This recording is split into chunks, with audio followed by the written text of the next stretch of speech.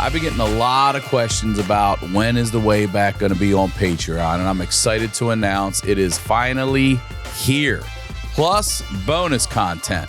Right now, for just $5, you get the Honeydew a day early, you get it ad-free, and you get a full bonus episode of the Honeydew with y'all where listeners highlight their lowlights, and it's going to stay that way. $5. And for just $3 more, you're also going to get the way back a day early and ad-free, but that's not all. You'll get exclusive bonus content with the guest, some fun segments, maybe some games, and we'd love to get you guys involved, and that's all for only $3 more. And there's no censorship on any of the Patreon episodes. Subscribe now. Tempe, Arizona. I'll see y'all December 20th and 21st at the Tempe Improv. Get your tickets now on my website at ryansickler.com. The Honeydew with Ryan Sickler.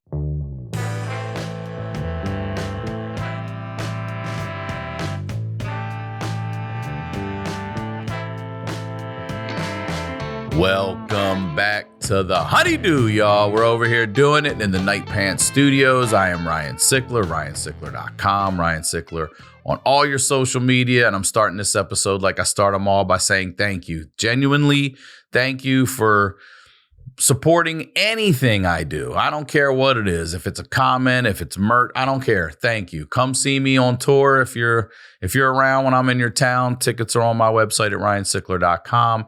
And if you got to have more, then you got to have the Patreon. All right. It's this show, the Honeydew, with y'all, and y'all have the craziest stories.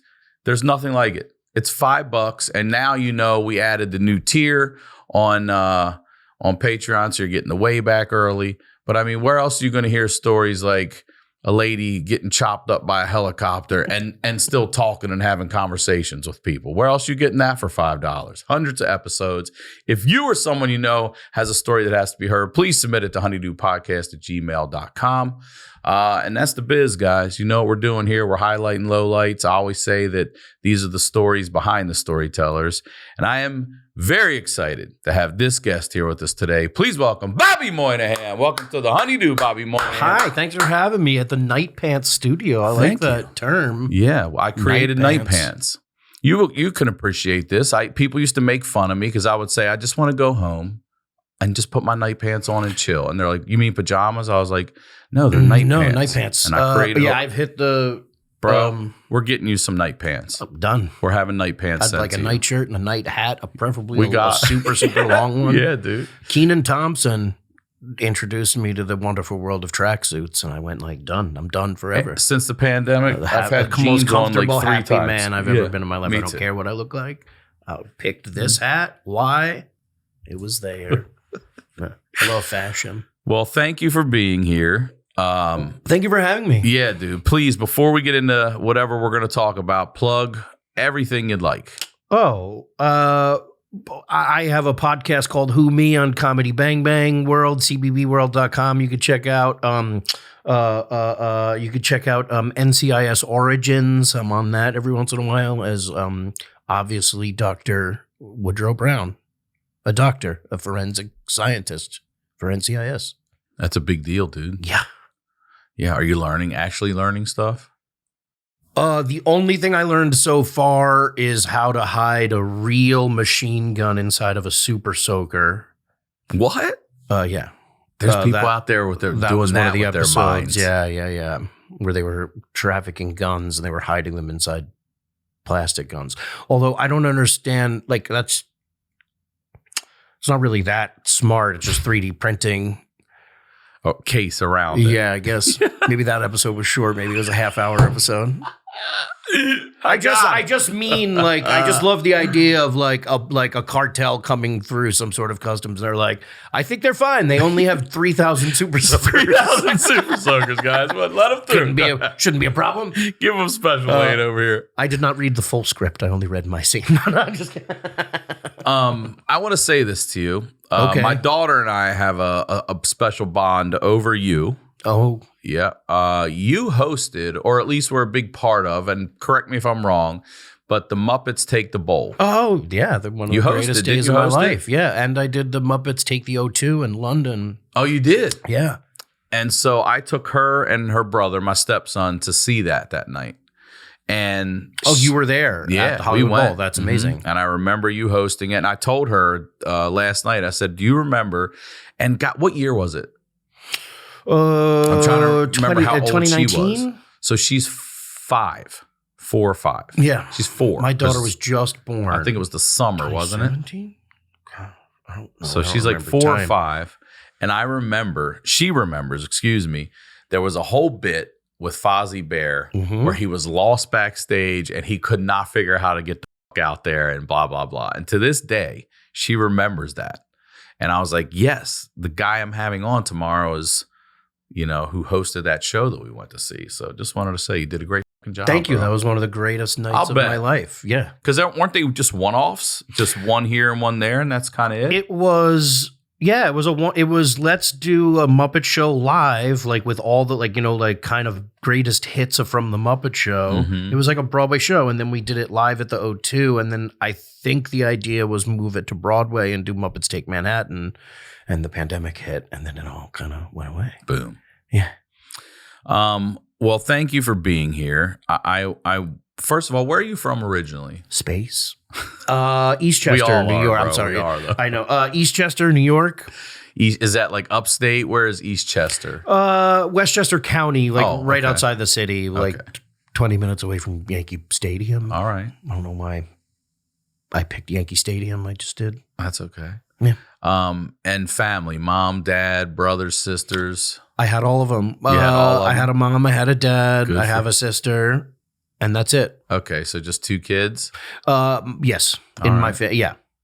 And it then was me, my mom, my dad, my sister. So I asked you before we were talking out there, hey, and you dropped a bomb on me. And, I really want to get into it because what you said to me was that you lost both your parents within 6 months of each other? Yes, very close to each other. About 6 months after my daughter was born, my first daughter. First, yeah, yeah, bro, stunk. It's okay now. Yeah, but no, it's not. But there go your parents. No, there go her grandparents. I mean, all in a fell swoop. Yeah, so this is going to be a fun podcast. This is what this is. No, I'm just kidding. Yes, I'm joking. Tell me what happened. So your daughter's born when? Oh man, I hate dates and math. Don't worry I'm about so sorry. It. Yeah, it's okay. My father was sick for a super, super long time. He was a bad alcoholic, but he had epilepsy. He had a lot of problems. Health issues, I should say, not problems. And mom spent most of her life kind of taking care of him and not worrying about herself as much because she was everything was around like him and his pills and had to make sure dad was okay all the time. So they were always together, like they were that couple. Yeah, I mean, stayed married. Yeah, The Archie and like Archie Bunker. Sure. My dad was Archie Bunker. Copy that. And my mom was not. And she was a kind, gentle soul who just people pleased everyone, but the best, very kind lady, the nicest lady in the world. She worked in the town. My dad owned a liquor store, and in his life, he owned a gas station and a liquor store. He has epilepsy and he was an alcoholic, so he couldn't drive a car or drink alcohol because he was on medication and he was an alcoholic. So he did the 2 things he shouldn't do. I was going to say. He owned a liquor store and a gas station. Like he rebuilt cars. Would he drive them? He crashed. He had a seizure behind the wheel of a car and crashed into a house. Whoa. With epilepsy, broke in a coma from my sister's birth, I believe. Did anyone in the house get hurt? No. No one was hurt. No. Coma for a long time, but never really walked well again. Always because had of just that? Yeah. Just like had a lot of problems, but continued to drink and just dollar heart nickel brain, dad, and mom was his caretaker, and then I became a comedian because of it, or obviously, and had kids. My daughter, she's 7 now. How old are you, Bobby? I'm 47 years old. I Okay, will be so- 48 in January. All right. That's when I had my daughter I was 41, pregnant 40. She was born when I was 41. Okay. And how old is she now? She's 10. And you have the one, and that's it. And her brother, he's my stepson, but gotcha. he's also 21. So we're out of the woods on him. You know? I have a 7-year-old and a 1-year-old now. But first daughter, the best, wonderful. The Muppets, at the O2, we had her, and then 2 days later she was on stage. No like way. a peanut, like a peanut, like of a baby. 2 days later on stage with like Sweetums and Kermit. Before the show, we have pictures I can't believe we did it. Like, I can't believe we picked up that baby, put her literally in my pocket, put her on a plane, and moved to Los Angeles. We moved. We moved, and then from New York. Is that where you were? Yeah, I did the Muppets, and then the next day I started filming a pilot or a TV show called Me, Myself, and I. Like, I can't believe I did it. So you survived it. Yeah. Okay. So you didn't just come do the show, and you were like, "No, this is our beginning of the move." It's all right. I'll be 100% honest with you. It's all melding together, but like in some capacity, yes, we were just there, and all of a sudden, but yeah, we had the baby on stage. Like, it was all so crazy. I remember my mom and dad met Dorothy. Like, they got to meet her. We had like a couple, they got to meet her and see her, and it was wonderful. But then we moved, and so for like the last month of my father's life, and then the last 6 months, we weren't there. I see. So like it was pretty nuts. I remember like the one hard, oh God, this just popped into my head, was like that Mother's Day after my father passed away. My mom was like, "Are you coming home?" And I was like, I have a job on Mother's Day. And it was a parade at Disneyland for DuckTales. I was on this show DuckTales.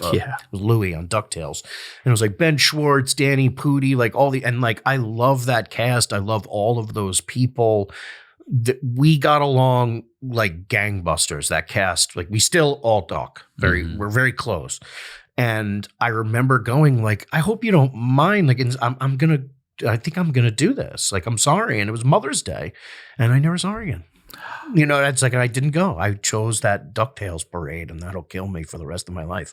But like, I'm sorry. Yeah, it's okay. I know. And it's DuckTales. DuckTales, woohoo. Yeah, I taught my daughter I'm not glad I did, but like, you know what I mean? Like, it's just like, it's a life in choice. retrospect. Okay, now you think about those things, and then you come and tell that on a podcast, right? That's what you're supposed to do. That's what you're supposed to do. You're getting it out, bro. You're doing great. I tip my cap to you, you know? But yes, hindsight. Sorry, I'm jumping all over the place. No. 6 months after. Stop there for 1 second. Yeah. Hindsight. Would you go back and save my parents' lives? Yes. You son of a bitch. Knowing what you know now, would you go to the parade? Would you still do? You wouldn't. You really wouldn't. Who chooses? Sorry. I'm a huge DuckTales fan. I think Ben Schwartz is real funny. But if it's... what would you like to do? Talk to your mother for the last time ever? I would choose myself. Or go on a double-decker bus with Ben Schwartz and Goofy. I'll choose the last time with my mom, I think. Yeah. I love you guys. I love DuckTales. Okay, so real quick, how did your mom take the news? Was she still a mom about it? Was she like, I totally understand? She 100% understood. Like, and like nobody knew it was gonna be the last time. Like, he was like, I'll see you next week. Like, you know what I mean? Like, it wasn't that. It was very shortly after. Okay, so 6 months after. Sorry, you were something saying. like that. Yeah, it's all. But your very dad, shortly after my dad passed away, but we saw it was coming. He went into the hospital. Did. We knew. Well, it had happened multiple times, and to be honest, it had gotten to the point where it was like, well, the last 5 times where this is the last time, so we'll see. I see. Like, you know, like we had kind of gotten a little jaded because it was like, oh, he's not going to make it. we'll see. Kind of shitty in hindsight. You know what I mean? Like, were you there when your dad passed? No. No. I was in the city. I was in New York City. They were in Westchester. My daughter had just been born, and my mom called me and was just like, man, and I was literally like, no, seriously? Like, I remember thinking like, no fucking way, really? This time, huh? This was the one. And was it at home? No, he was at a facility, So now dad's gone, and you guys move out to California. Yeah, I had gotten a job. SNL was over. I got married. It was a very SNL sounds ended. Like a whirlwind. I got married, had a kid, moved to California and started a sitcom called Me, Myself, and I, and just bang. And then we were sitting here watching Drag Race. We were watching RuPaul's Drag Race. And I get a text. I look at my phone and there's 20 missed calls and a bunch of texts from my mom. And I'm just like, well, this can't be right. It's almost midnight. It was late. So it was midnight in New York. The timing, I remember thinking what is this? And seeing it and going oh no, I've been watching TV and this has been happening for a while. And one of the texts that I saw was everything's okay, but call me. And I called her. I ran into the garage. I called her and she was super calm, but I could tell that something was off. She was like, hey, I'm in an ambulance right now. My stomach isn't feeling great. I just wanted to let you know. I just wanted to call and let you know. And she was so calm. And that was the last time I talked to her. What happened? She had health issues. She had hernia, a lot of stuff was going on, and she had stomach issues. They tried to do surgery. She got sepsis, and she didn't make it through surgery. Just like that. And so who calls you to tell you that then? The hospital? Mr. T. No, I'm just kidding. Sorry. My. Could you really imagine that? If Mr. T had a job to call and tell people their relatives bad. Pity the fool who gets bad news. Are you kidding? Hey, man. Fool. I would be so much. Just a hug. Wait, what? Just a hug from Mr. T. I would enjoy. My sister. No, I'm completely lying. Gosh, this is so dark. No, I got a call from the hospital essentially saying she's not going to make it. What are we going to do? And your sister's on the phone. We have to make a decision here. And it was man, rough. You had a conference call like that. They got you together. You guys had to make the decision. Why? Because it was just going to be life support basically. And they weren't going to be able to save her. And she had some pre-existing, thoughts or some if this happens, this is what I want, and we just kind of went here you go, man. Yeah, it's fun. It's super fun being an adult, and being an adult, it's like being a kid, a big kid with a beard. Isn't it nice that if we're lucky to live long enough, a lot of people die on the way? Yeah, isn't that fun? That's I saw fun. an interview the other day on TikTok with Sylvester Stallone, of all people, and they asked him if he had advice at this point in his life. If he had advice, what would it be? And Sylvester Stallone, he just goes, I find that from the age of 1 through 40 is all about addition. My Sylvester Stallone is terrible. Oh, dude. He goes, I think 1 through 40 is about addition, and 40 till you die is about subtraction. And I went he's not wrong, and I've been thinking about it. I don't know if he's wrong or right, to be honest. I think he's extremely right. You think subtraction meaning less just alcohol, you less spend negative your life people. going like this. You spend your life going, life is this, and then you hit 40 and you realize it's not. It's not guaranteed. That's it. It's not guaranteed. It's not guaranteed to. Yeah, you know what? Continue to add great things. Just now that you say it, it does. Yeah. Yeah. It takes a minute, but when I've you think had less like, what you have to be doing is you have drama, to be a little Sylvester Stallone. Yeah, I was gonna say a little bit too many jabs from Carl Weathers over there too. Yeah. You know.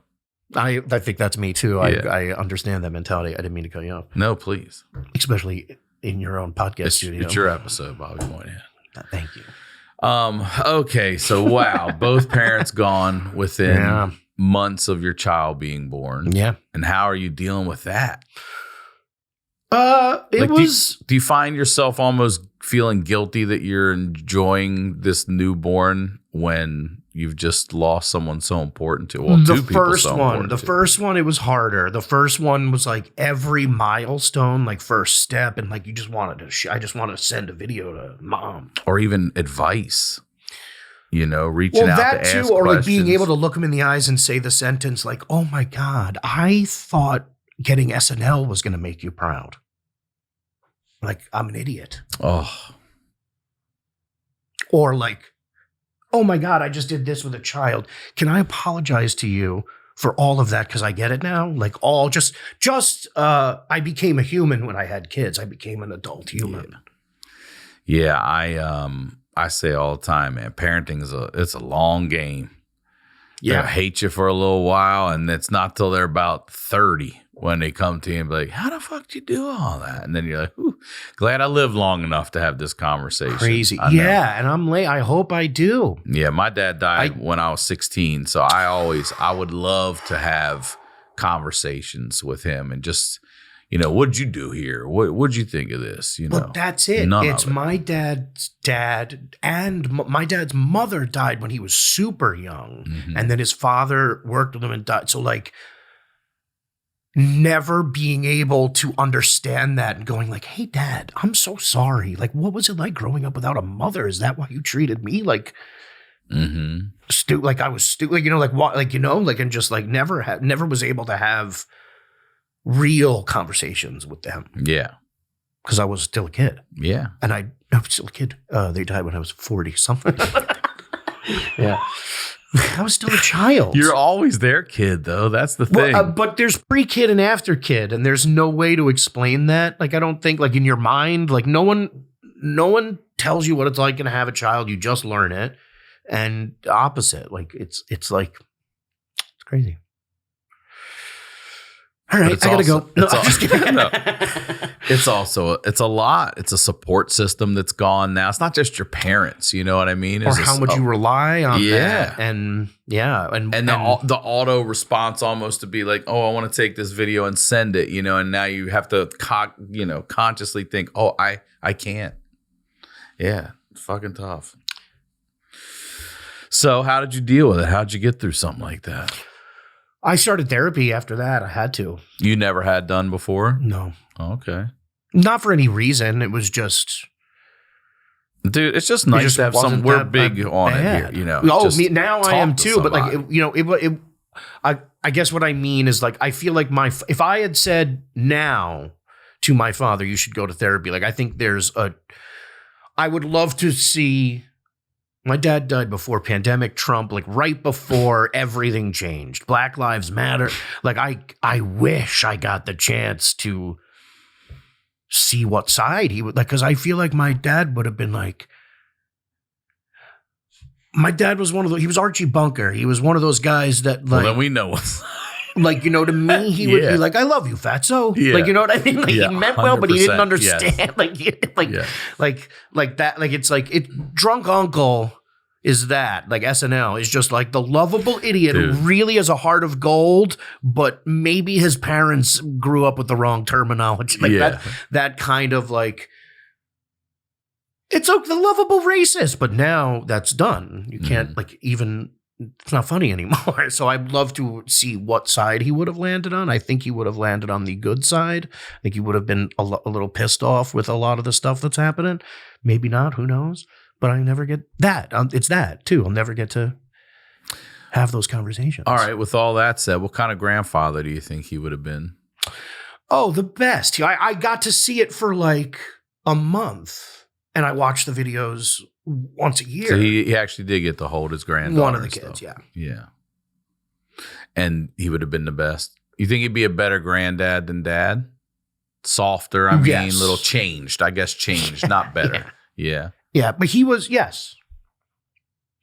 And what about your mom? She sounds like she'd have been like the fucking best. It was me and my wife. We've never had a nanny babysit. It's just been me and my wife. And they keep thinking about like through the pandemic, like she just would have moved. My mom would have raised me, my wife, and my children. That's what would have happened if she was alive. I hear you. The second the pandemic started, we would have said, "Come here, we live here, and thank you, and continue raising us." And that was it. So how do you keep their memories alive in the house for your kids now? You have pictures everywhere. I was about to say, we have them stuffed, and they are in the center of. I love you. Comedy is how you cope, right? Yeah. They're both. We shave their heads, mohawks, full chains, Mr. T style. We're going full Mr. T. I don't know why I'm on Mr. T so much today.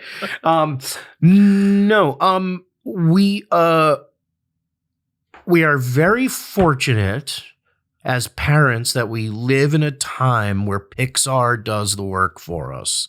I have been lucky to been in a couple Pixar movies, and that company is responsible for being able to explain life to children better. I truly believe that. The movie Coco, I saw the movie Coco for the first time on the plane on the way to my mother's funeral.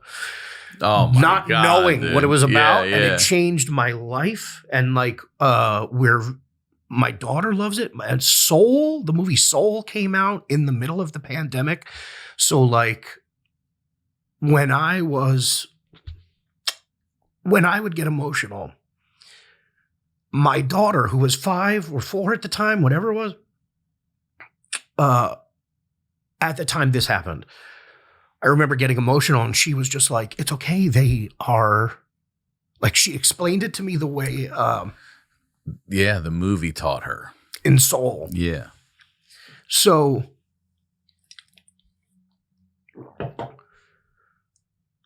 they already have a completely different outlook on everything. They're better than me. They're better than my parents already. Thanks to Pixar. That's a commercial. We'll cut that for Pixar. you, bro. Sorry. Sure. Yeah. No. You know what I mean? Like it's yeah, I know. So my father gone. So I miss him terribly. You know, I was a kid. I still miss him. And so then I have my daughter, and I have pictures of him everywhere, and I tell her about him. You know, I tell her stories about him all the time. I keep him alive with, "Oh, your grandfather would have loved you. He would have done this, and he would have been on your side. And, you know, he used to do this and take us here and there." And then one night, I mean, she's probably right after the Muppet Show thing.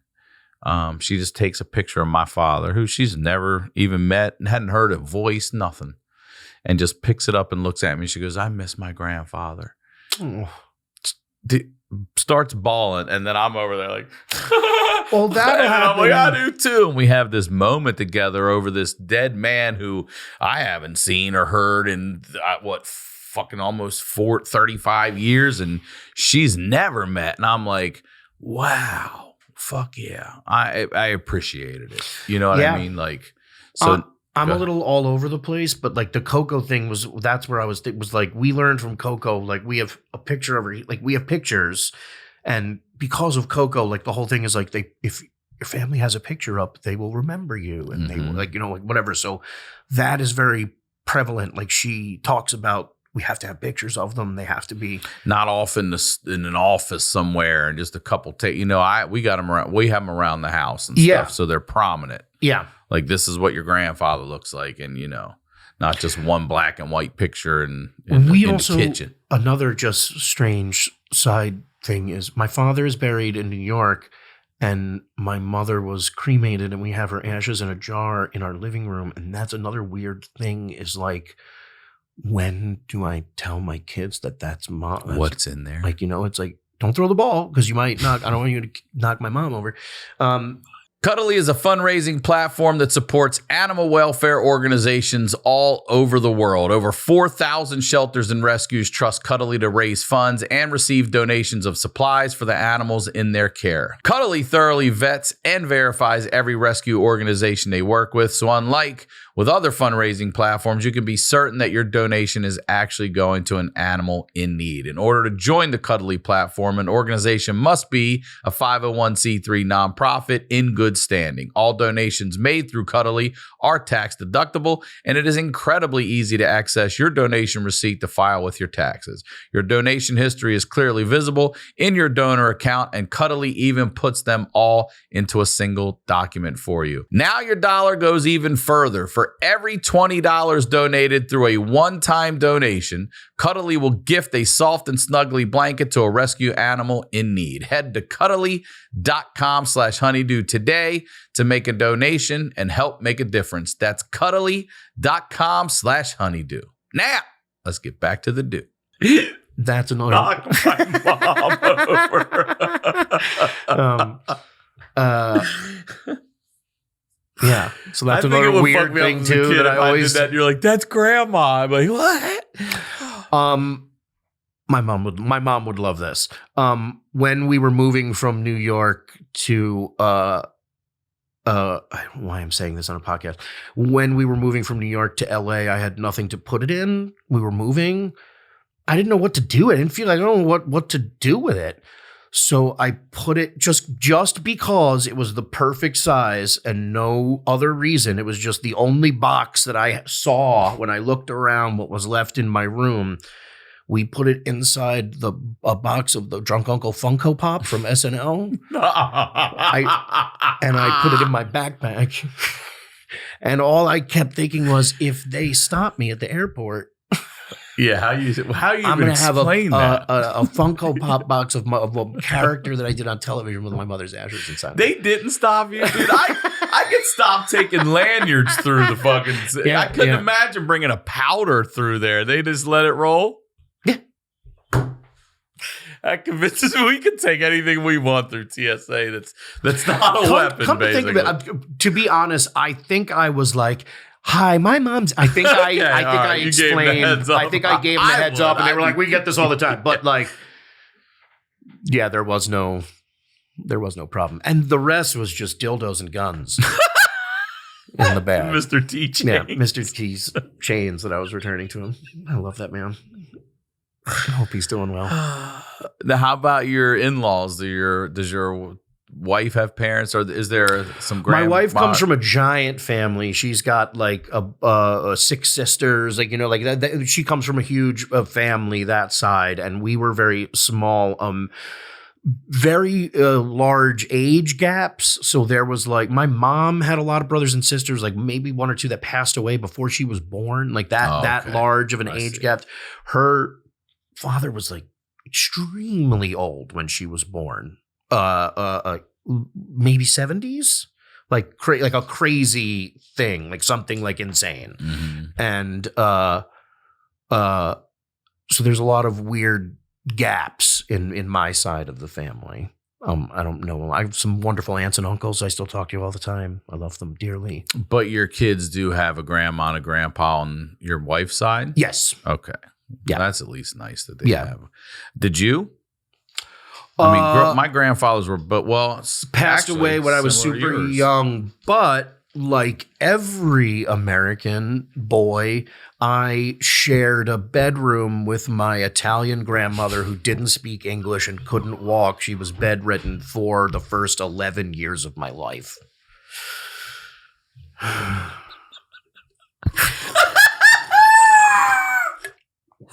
I remember those days. I remember those days. Hold the fuck on. She was great. She watched.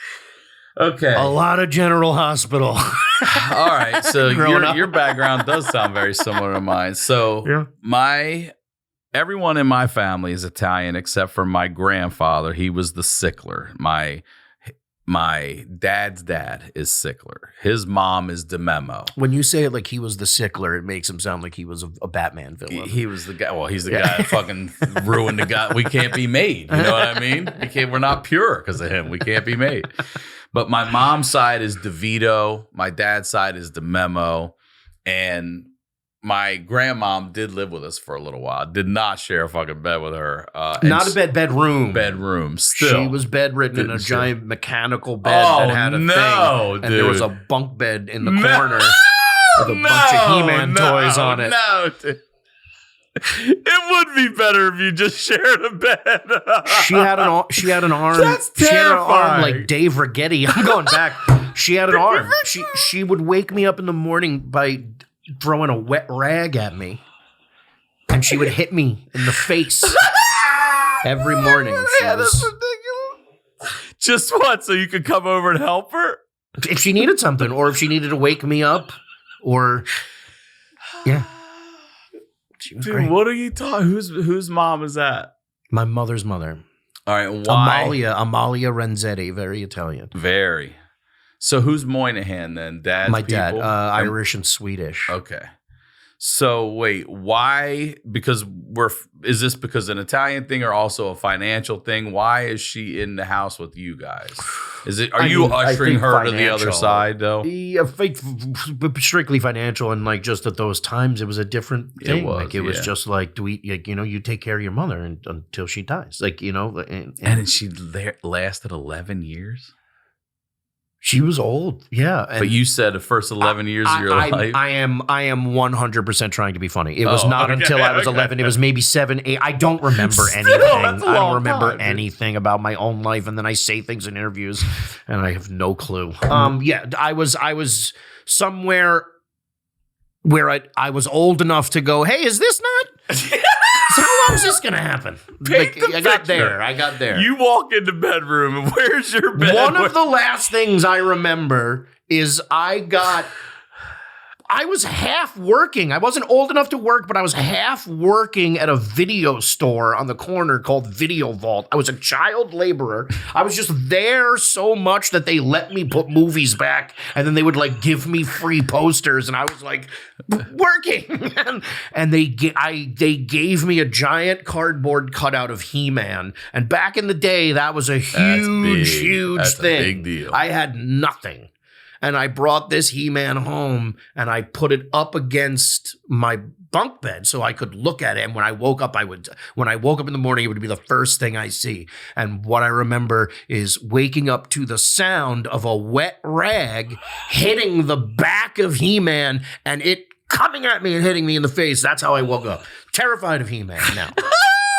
In this moment, scariest thing I've ever woken up to. Hitting the backboard. I got this thing. She had an arm. She had literally had an arm on her. Oh shit! Also, imagine. But I was old enough to be like, Grandma. Imagine being her though and dying and be like, "What's this?" I didn't call her Grandma. We called her on my grandson's. We called her Giev. We'd be like, Giev. I don't even know what that means. It's not even a word. God damn, I think it's half Italian. I don't even know. Okay, let's go into that a little bit. So that's every day for you. You wake up, grandma's in the room. When I was a kid, yeah. Your sister has her own room, I'm assuming. Yeah, she was 4 years older. Oh, she was older. Okay. Still is. Yeah, she had her own room. I had my own room eventually, but then I feel like shortly after my grandma passed away, then it was my room, and Alice had a room, and then she went to college, and yeah. So now you're saying that your bedroom, grandma dies, and now it's all yours, but you're still in that room? Yeah. That's a fucked up vibe, isn't it? I don't remember remember that being like I see what you mean now. I don't remember it kind of being that. I a kid, you're probably like, fuck yeah, I got the room to myself. It was probably kind of exciting. I don't remember He-Man's either way. right. The only thing I remember specifically about my grandmother's death was like it was definitely the first funeral I ever went to, and I remember walking into and she was like I literally shared a room with her. She was like my second mother, and she didn't speak English. I just entertained her all the time, and she'd go like, "Okay," and I remember walking into the funeral, and it was the first time I was ever in a funeral, and seeing her lying down, and there was what now I realize was a bouquet of flowers like near her head here.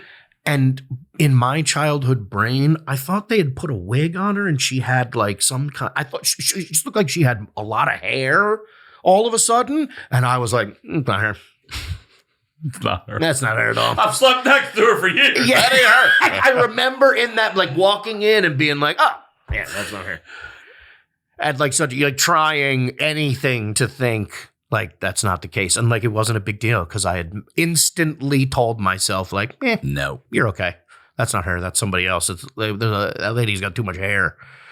So like it wasn't like it didn't hit me till I don't remember because what I remember at 47 is that moment of seeing that bouquet of flowers and now seeing it in pictures and going like, oh, it was flowers. Like it wasn't.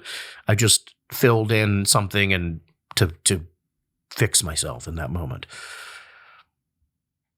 And I know Italians, bro. That's an open casket, obviously. And you're seeing that's your first funeral. Is that your first dead body too? You touch it? Did you go up and touch it? I had committed many murders before this. No, yes, I think so. Yeah, I think that was first. Did you touch her? For everything. Probably. I remember doing it. I remember touching it and my feeling dad like definitely how cold it was and like weird. I'm like, oh my God. I was old. My dad looked so great. I remember thinking like how shitty it was. Like I was like, this is the best he's looked in years. That's terrible of you. Yeah. It's true. But it's true. It's completely true. I slipped a bunch of stuff in his pocket that I thought he would That's nice. want. What'd you put in there? Do you remember? Some cash just in case. Did you put a little cash? No, I just think it would be funny too. It would be. I don't remember what I did, but I did. Oh, I put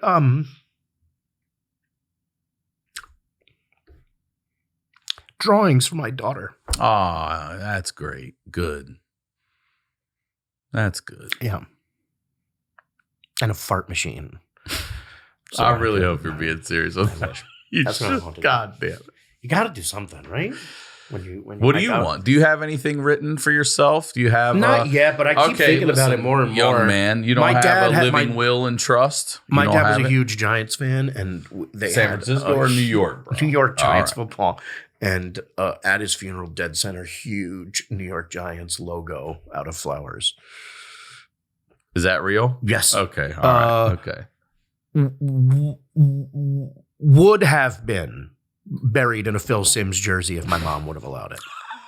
100%. He wore a Phil Simms jersey to my high school graduation, my college graduation, my sister's, everything. I very rarely saw. If it wasn't a Phil Simms jersey, it was a Phil McConkey jersey. It wasn't a Hostetler one? No. One of the only times he came to SNL and acknowledged it was Eli Manning. He wanted to meet Eli Manning, and he came, and I got him. He showed up, and I got him inside Eli Manning's dressing room, and I saw a human man I've never seen before in my life. Which is, my dad doesn't get like impressed, by like anything. You would think my son's on this fucking institution. And he looks at Eli Manning, and he looks at me, and he had this tone of like, "You son of a bitch, you did it," kind of thing. Yeah. And he looks at Eli Manning and instantly goes like, "Hey, your brother's better. Your brother's much better. And also, if you get hurt, I'm gonna and just starts chastising him. Your brother's better. He's got on an Eli Manning jersey. Eli Manning goes, "You want me to sign it?" And he goes, "Write on it? No, what the fuck? It's a nice jersey." Like he was appalled that he wanted to write on his nice jersey. How dare you? he didn't understand the concept of the like, money do you want my autograph? Yeah. He was like, this is Gonna ruin my it? nightshirt. You idiot. All right, I'm going. Thank you, Eli Manning. Like, and Eli Manning looked at me, he was like, is that what you wanted? And I was like, yeah, pretty That's what much. he Thank wanted. you. Yeah. That's awesome, dude. Yeah. That's great. Super big Giants fan. That was it. Whole life, Giants. And what about mom? She's cremated.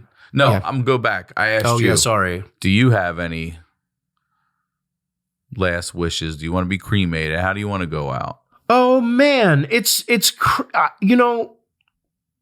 Whatever's easiest for my family, whatever's easiest for them, however they would like to handle it is like something I'm fine with.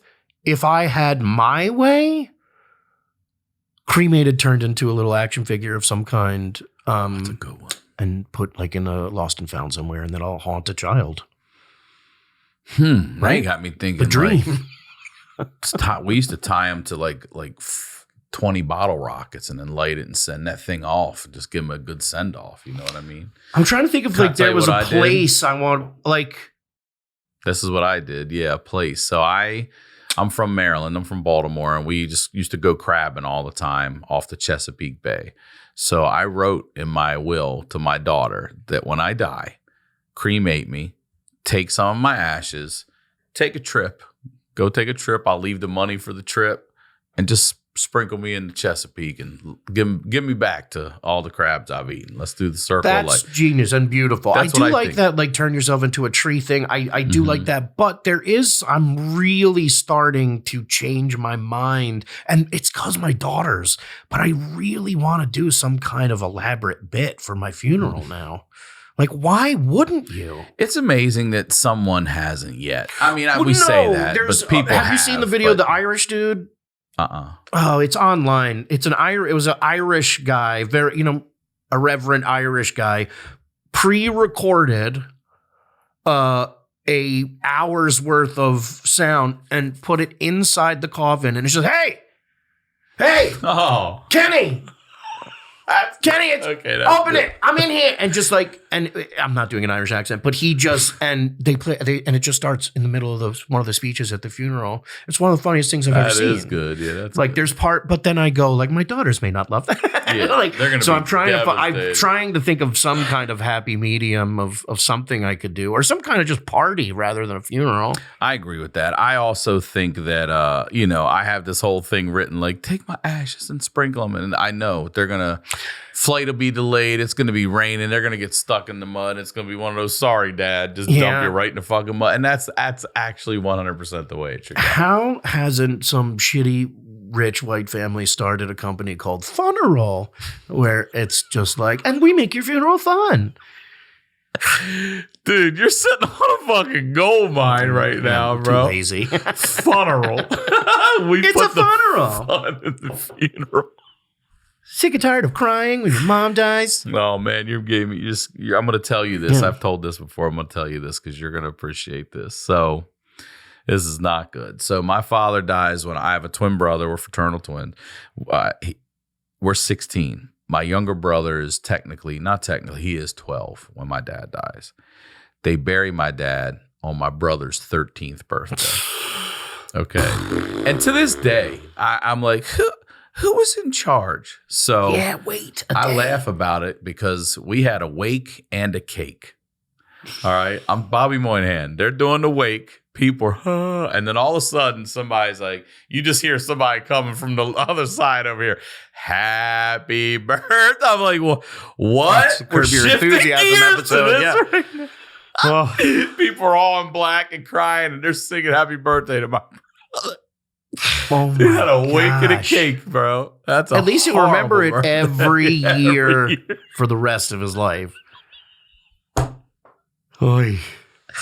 Happy birthday. Yeah. That was buried today, man. It's amazing we get out of bed in the morning, everybody, right? Yeah. And we have it okay. We're doing all right. Yeah. Okay, so tell me about being a dad to your two girls here. It's the best. You love it. I do. How's it having a 1-year-old? And is she much different, or like they are, right? Yeah. That's the cool part right now is it's like You almost know nothing again. No, well, it was like the first kid, like the first daughter was like checking under her nose for years. Like, she's still breathing, like while she was sleeping. Yeah. Because it's your first kid. Like, it was like literally like when she was an infant, I had nights where I would just wake up and go run, put my finger, or like, okay, the chest rose. Her chest rose. She's still breathing all night. Like things like that, like for your first kid. And the second kid, I'm in the kitchen making something. She cries and I go, oh my God, she was in here the whole time. I did not know our other child was here. Like, it's completely different. I'm a second child and I get it now because you're just allowed to walk into traffic. Because it's like with me and my wife, you're different people. We're completely different people. And also we were planning on a second kid. It was like, that was it. But then pandemic and IVF, like it just took longer. So now we have a 7-year-old and 1-year-old, much bigger gap between the children than we thought we were going to have. Mm-hmm. And I was not, I'm 47. Like getting off the ground with the 7-year-old was easier than it is with the 1-year-old. But I'm starting to treat myself much better. And you don't get I think we are just more relaxed or more chill just as parents. Because at that time, like, it was complete chaos in my life. Complete chaos. We were barreling through life. We were like, let's finish Saturday Night Live. She was on Broadway. Let's move to California. Let's have a child. Like, it was like we just did everything. We bought a house. Let's try everything new that you could do that they say don't lump together in one thing. Let's do all the hardest things. Then take away your parents. And also not only take away your parents, but Kermit is there. He's right here. Yeah, he was very kind, to be honest. A kind little frog, that Kermit. I guess I meant when I asked you that, like, from other parents, they'll tell me, like, this one loved to be swaddled and this, that. So you think, I got this all down. And then the new one comes along and it's like, fuck that swaddle. I'm not dream feeding. I'm not, pacifier, all that stuff. I don't know if I should, whatever. It's the first child, the 7-year-old in her high chair, for every meal she was strapped into her high chair. We have never strapped. We don't even have straps. I want to cut them off because they just get dirty. The straps, she climbs out of them. The straps are pointless. But like little things like that where you're just like, no, I just have to keep my eye on her. Like, you're just a smarter person because you've done it once already. It's just like everything else in the world. But like the difference, or like seeing like our first daughter, maniac, fun, loud, carefree, not a care in the world.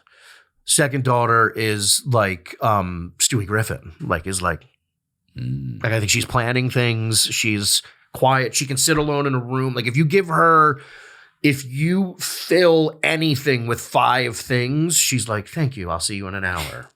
Like, if like you give her a box with a couple coins, some keys, like, you know what I mean? Like she will look at it, or she's 1 year old. Please, thank you. Talking a lot of this stuff.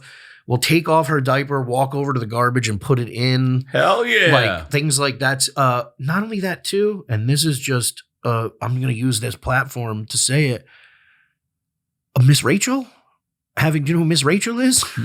Miss Rachel is a woman on YouTube who does like songs for kids and toddlers and like whatever, but she also teaches them sign language while she's teaching them how to speak. So our 1-year-old goes, thank you, you're welcome. And she's 1. The other, she said, excuse, she knows sign language. I always wanted to learn sign language. Yeah, it's amazing. And like, she's 1. What's her name? Miss Rachel? Yeah, Miss Rachel. Yeah. Miss Rachel. Okay. She's absolutely fantastic. I love her with all my heart. So as she's speaking and teaching, she's doing this together. So you're learning the moves. Yeah, she's just fantastic. We all should have been taught that. The first kid didn't have Miss Rachel. We had Blippi. What did Blippi teach the kids? No, but Blippi got in trouble for pooping on somebody in college, I think. So,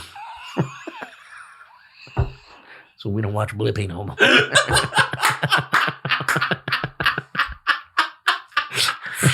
I can't thank you enough for coming on here and doing this episode, dude. Thank you for having me. I appreciate it. I'm going to ask you this last question before we wrap up here. But now, after everything we've talked about, advice you would give to 16-year-old Bobby Moynihan? Gosh, that's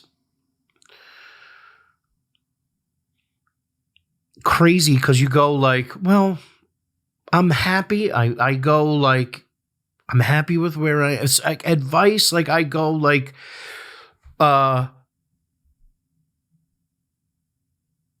treat yourself. If I could give my 16-year-old, treat yourself better. Like you're not stupid. You may not be smart. But you're not dumb. But you're not dumb. You're not a dummy. You're not just like a funny dummy. And get better at learning from your mistakes. Like, ooh, that's great. Like you think you've learned from your mistake, but you didn't. So think about that a little bit more. I like that a lot. Yeah, probably that. Bobby Moynihan, thank you very much. Thank you for having me. Promote anything you'd like again, please. Check out NCIS Origins on the television and on the computers. Check out your podcast. My podcast, Who Me with the Batman. I play Batman, of course. It's on cbbworld.com, Comedy Bang Bang. What else? I don't know. That's about it for now. All right. Thank you. Thank you, man. As always, Ryan Sickler on all your social media, ryansickler.com. We'll talk to you all next week.